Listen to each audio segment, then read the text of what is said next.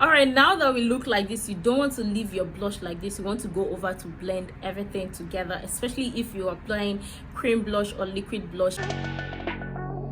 So hey guys, welcome back to the channel. If you are just seeing me, hi, my name is Cindy. Good to have you here. You're most definitely welcome. Today's video is just like you clicked on the title and the thumbnail. Today I'm going to be showing you how to apply blush on your skin, especially if you have large pores or you have textured skin. As you can see on my skin, you can see that I have large pores and my pores are more prominent, and I'm going to be showing you the basic steps on how to apply blush on your skin so your problem areas or your large pores or your textured skin is not prominent. To apply your blush, you want to take note of your problem areas. So if you have large pores like me or you have textured skin, you want to take note of the areas where your texture are more prominent and where your large pores are more prominent. So for example, you can see on the apples of my cheek, my large pores are more prominent, and if I'm going to be applying cream blush or liquid blush, I'm going to make sure to avoid that area of my face so the cream blush does not settle on that area or it does not accentuate that area. So if you have textured skin, let's say you have texture around your cheekbone area, slightly above your cheek, you want to make sure to avoid placing the blush on that area because it's going to accentuate or make that area more prominent. I'm going to take my blush and I'm going to avoid placing the blush around the area where I have large pores. I know a lot of times you see people applying their blush and bringing it towards the apples of their cheek. That's because some of those people, they don't have large pores on that area or their pores are not prominent.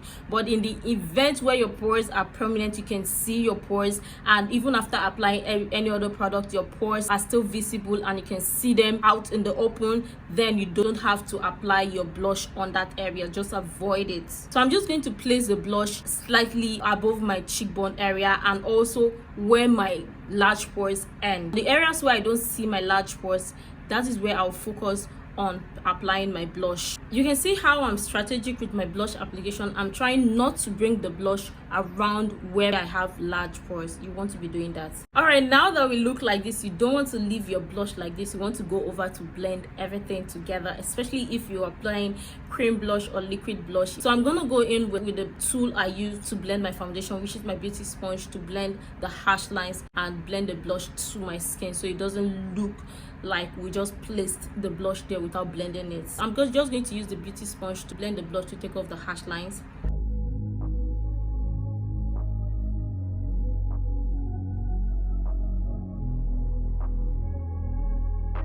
This is what we're currently looking like after blending the blush into the skin. I know we still have some hue of the blush or the tint of the blush, but we're also going to apply powder blush to blend that out. So now that we have this, now you want to move over to set your cream blush. You don't want to leave your cream blush like this, but you can also leave your cream blush the way it is. Some of the blushes or some of the liquid blushes, they can be drying, so you can also leave them like that without setting with powder. But for me, this is cream product, so I don't want the cream products to move and I don't want that extra shine on my face.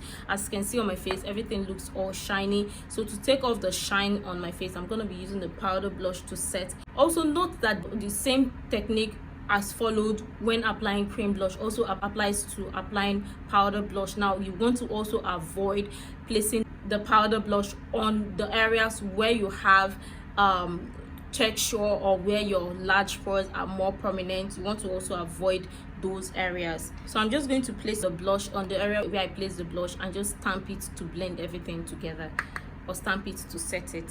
Another thing that I see a lot of people do when applying the blush, whenever they're applying the blush, they smile.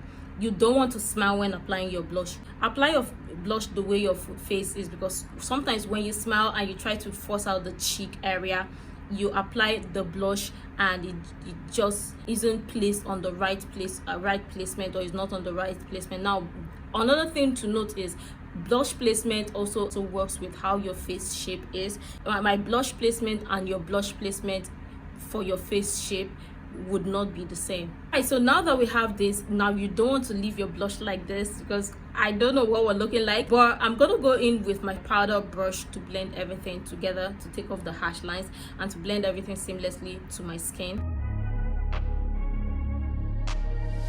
I'm changing who I am.